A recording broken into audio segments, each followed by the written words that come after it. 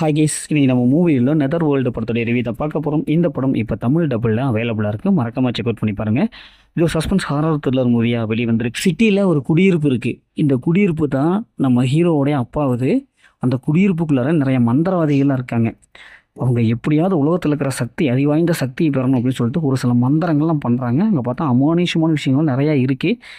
இந்த விஷயம் நம்ம ஹீரோவுக்கு தெரிய வருது. உடனே அங்கே போய் அதை எப்படி நம்ம ஹீரோ தடுக்கிறாரு, இறுதியில் ஹீரோடைய லைஃப் என்னவோ மாறுச்சு அப்படிங்கிறதான் இந்த படத்துடைய கதை.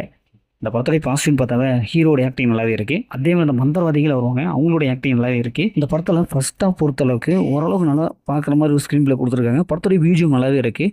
அதேமாதிரி சினிமோட்டோகிராஃபிக் ஓரளவுக்கு இருக்குது. அந்த பேய் வர்றது, அமானுஷமான விஷயம் வர்றது, ஹீரோ கண்டுபிடிக்கிறது, இப்படி ஃபஸ்ட் ஆஃப் எல்லாமே கொஞ்சம் ட்விஸ்டோட அப்படியே நம்மளை கொண்டு போயிருக்காங்க. 1992 அந்த படம் வெளியிருந்துச்சு. அன்றைய காலகட்டத்தில் ஒரு தரமான படமாக இருந்திருக்கும். ஏன்னா அந்தளவுக்கு டெக்னிக்கல்ஸ் எல்லாத்தையும் பயமுறுத்திருப்பாங்க போல். அந்தளவுக்கு நல்ல ஒரு படமாக இருந்திருக்கும். படத்துடைய கிளைமேக்ஸ் ஓகேவாக தான் இருக்குது. இப்போ இந்த படத்துடைய மைனஸ்ன்னு பார்த்தாவே 1992 இப்போ 2Kக்கு ஒப்பிட்டு பார்த்தோம்னா எல்லாமே ஒரு மாதிரியாகவே இருக்குது. அந்த ஹாரர் போர்ஷன்லாம் பார்க்குறதுக்கே ஒரு விளையாட்டுத்தனமாக இருக்குது. பொம்மை மாதிரி ஒரு பேயில் ஒரு சுத்தமாக பயமுறுத்தவே இல்லை. ஏன்னா இன்றைய அளவுக்கு டெக்னாலஜியெல்லாம் பயங்கரமாக மாறிடுச்சு.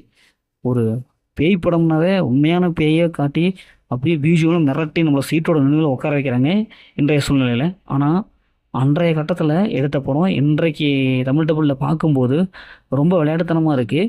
எந்த இடத்தையும் பயப்படுற மாதிரி சீன்ஸே இல்லை. அதேமாரி படத்துடைய கதை நார்மலாக தான் இருக்குது. செகண்ட் ஹாஃபில் ட்விஸ்ட் அந்தளவுக்கு இல்லை. நான் சொன்ன மாதிரி இன்றைய டெக்னாலஜியில் வந்த படத்தோடு ஒப்பிடும்போது அது ரொம்ப நம்ம பயமுறுத்தலை. ஒரு காமெடி படமாக தான் இருக்குது. இந்த படத்தில் அந்த மாதிரி சீன்ஸ் எல்லாம் இருக்குது. அதனால் ஃபேமிலியை தவிர்த்துட்டு தனியாக பாருங்கள். மொத்தம் இந்த படம் இப்படி சூப்பராக சொன்னாங்கன்னா இந்த படம் ஒரு ஒன் டைம் வச்சப்போ தான் நான் சொல்கிறேன். ஓகே, இதேமாதிரி அடுத்த ஒரு பெரிய மூவி ரிவ்யூவில் சந்திப்போம்.